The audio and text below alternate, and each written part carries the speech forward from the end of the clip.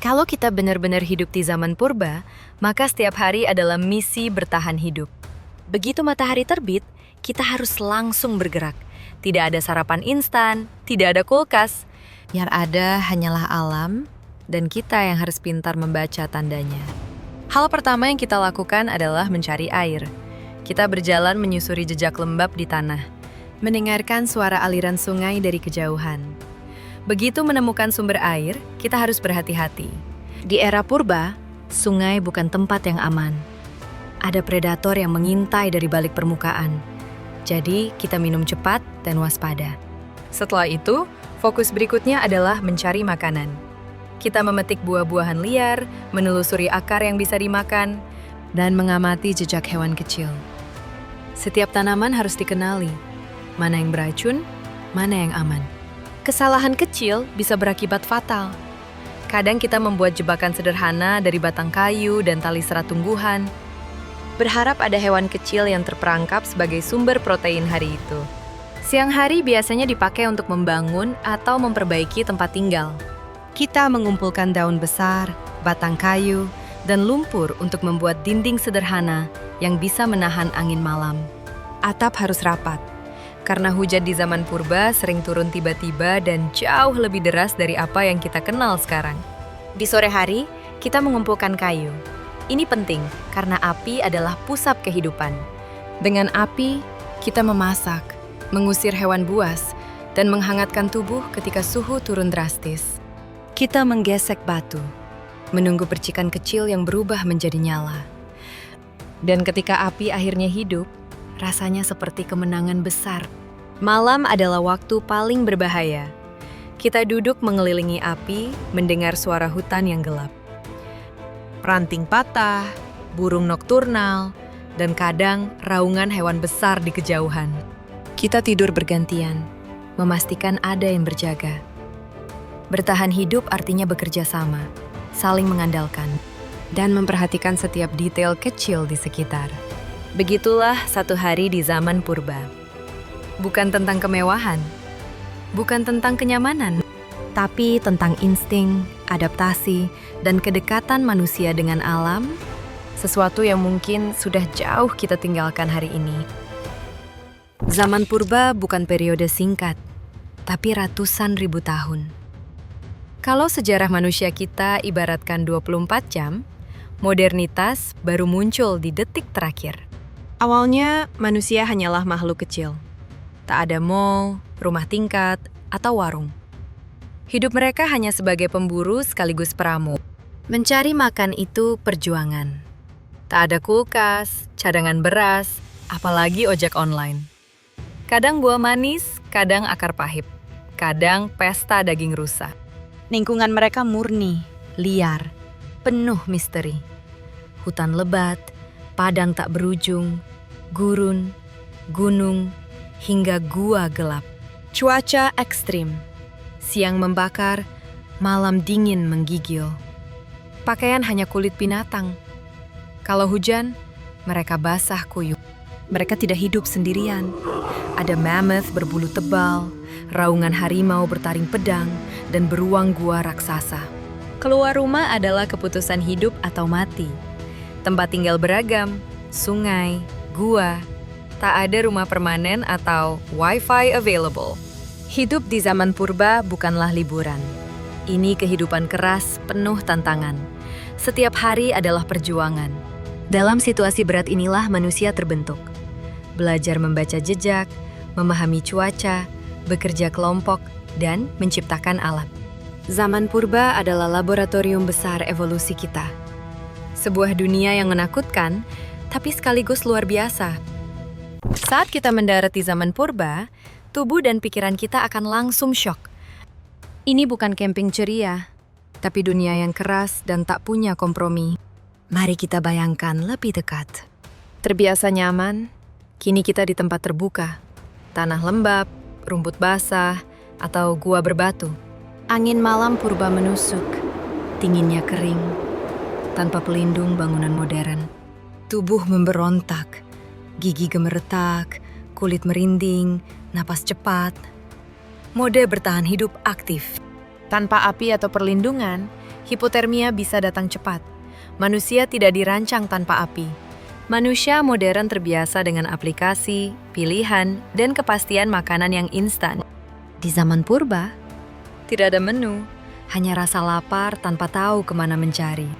Buah liar beracun, akar tak bisa dicerna, dan hewan tidak menyerahkan diri. Harus kenali jejak hewan, baca arah angin, tahu buah beracun, atau cari serangga protein. Memanjat pohon atau mengikuti sungai pun rumit. Kerumitan ini menunjukkan rapuhnya kita. Di era me time, namun di purba, menyendiri sangat berbahaya dan beresiko. Manusia purba hidup dalam kelompok kecil, 20-50 orang, demi bertahan hidup bersama. Sendirian berarti sulit berburu, menyalakan api, tidur aman, mencari air, atau hadapi predator. Kelompok adalah benteng. Mereka saling menjaga, berbagi, dan memantau ancaman. Insting pertama bukan mencari makan, melainkan mencari manusia lain untuk perlindungan. Otak berevolusi merasa aman saat ada sesama. Detak jantung stabil, kecemasan menurun. Keputusan lebih tepat, dan peluang bertahan hidup lebih besar bersama kelompok. Jadi, pertama kita berteriak, berjalan, atau mengikuti jejak, mencari kelompok yang bisa menerima kita. Saat kita mendarat di zaman purba, sekarang kita masuk ke pertanyaan besar. Kalau manusia modern hidup di zaman purba, apakah kita bisa bertahan hidup? Jawabannya tidak langsung ya atau tidak. Karena sebenarnya, di dalam tubuh kita masih tersimpan jejak evolusi purba yang sama dengan nenek moyang kita. Hanya saja kemampuan itu sudah lama tidak dipakai. Tubuh kita masih punya mode bertahan hidup. Kita kaget ketika dengar suara keras, waspada saat gelap, nggak suka ular, takut ketinggian. Itu semua adalah alarm alami nenek moyang kita untuk menghindari predator. Tapi, kita punya sisi lemah. Manusia modern terbiasa hidup nyaman. Kita jarang berjalan jauh, jarang kelaparan lama, jarang tidur di lantai, tidak terbiasa hujan-hujanan, dan jelas tidak terbiasa membuat api. Nenek moyang kita bisa jalan puluhan kilometer sehari. Kita, 2 lantai tangga saja kadang ngos-ngosan. Namun, ada satu hal yang menyelamatkan kita, otak manusia. Inilah senjata utama kita sejak zaman purba.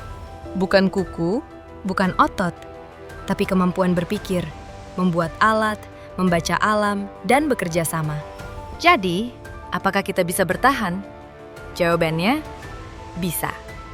Tapi hanya kalau kita mau belajar ulang menjadi manusia alam. Karena di dalam diri kita sebenarnya masih ada DNA pemburu yang dulu pernah bertahan menghadapi malam gelap, badai, dan hewan raksasa. Kita bukan makhluk lemah. Kita hanya terlalu nyaman. Bab 5. Gaya hidup purba versus modern. Coba bayangkan ritme hidup manusia purba. Kita terbangun saat cahaya matahari pertama menyentuh kulit.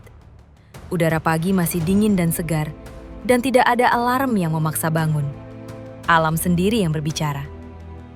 Begitu membuka mata, pikiran kita langsung fokus pada satu hal. Hari ini. Tidak ada rasa cemas soal tagihan, deadline, atau masa depan yang abstrak. Yang ada hanyalah kebutuhan paling dasar. Makan, bergerak, bertahan. Hari-hari manusia purba berjalan seperti pola alami. Kita bangun perlahan, meregangkan tubuh yang tidur di atas daun atau kulit hewan. Kemudian kita berjalan bersama kelompok, mencari buah liar, akar, atau jejak hewan kecil. Aktivitas fisik bukan olahraga, tapi cara hidup. Setiap langkah, setiap tarikan napas, selaras dengan ritme hutan. Saat lapar teratasi, kita duduk bersama, saling bercerita, membagikan temuan, atau hanya tertawa kecil melihat tingkah anak-anak yang berlari di antara semak. Tidak ada hiruk-pikuk notifikasi, tidak ada rasa wajib untuk terlihat sukses. Kehangatan kelompok adalah satu-satunya keamanan sosial. Sekarang bandingkan dengan kita. Kita bangun dengan kepala penuh rencana, kekhawatiran, dan target. kita memikirkan hal-hal yang bahkan belum terjadi. Stres bukan lagi sinyal bahaya, tapi kondisi harian. Ironisnya, manusia purba justru jarang mengalami stres kronis. Stres hanya muncul saat benar-benar diperlukan, misalnya bertemu predator. Setelah bahaya lewat, tubuh kembali tenang. Sementara kita, kadang hanya melihat layar ponsel saja sudah membuat jantung berdebar.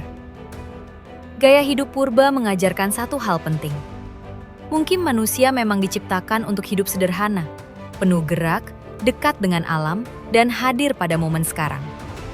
Mungkin justru di masa modern inilah kita semakin jauh dari cara hidup yang benar-benar mendukung keseimbangan tubuh dan pikiran kita.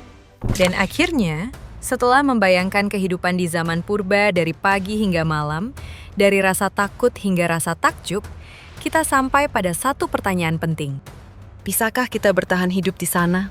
Jawabannya adalah, iya, kita bisa. Tapi bukan tanpa perjuangan. Kita harus mempelajari ulang hal-hal yang dulu sangat alami bagi manusia. Kita harus kembali memahami suara angin, arah matahari, bau tanah basah yang menandakan hujan, atau gerakan kecil di semak yang bisa berarti bahaya. Kita harus membangun kembali kemampuan yang mungkin telah lama hilang. Insting dasar sebagai manusia yang hidup menyatu dengan alam. Bayangkan malam hari di hutan purba. Api kecil menyala di tengah lingkaran keluarga atau kelompok kita. Asap naik perlahan, menyatu dengan aroma kayu yang terbakar. Di luar cahaya api, dunia gelap, liar, dan tak terprediksi. Namun di tengah semua itu, kita merasakan sesuatu yang mungkin jarang kita temukan di zaman modern. Rasa kebersamaan yang utuh. Kita saling menjaga. Kita berbagi makanan. Kita saling menenangkan saat ada suara misterius dari kejauhan. Dan di kesederhanaan itulah kita memahami bahwa bahagia tidak harus rumit. Kadang cukup dengan hangatnya api, tubuh yang lelah, dan orang-orang yang kita sayangi di sekitar kita. Zaman purba mengajarkan bahwa manusia tidak diciptakan untuk hidup terpisah oleh layar atau dikejar waktu yang terus bergerak. Kita diciptakan untuk bergerak, bekerja sama, dan hidup seirama dengan alam, bukan melawannya. Terima kasih sudah menonton sampai akhir. Kalau kamu suka video seperti ini, jangan lupa like, komen, dan subscribe channel Tahukah Kamu. Sampai jumpa di video selanjutnya. Tetap penasaran, tetap belajar, tetap hidup selaras.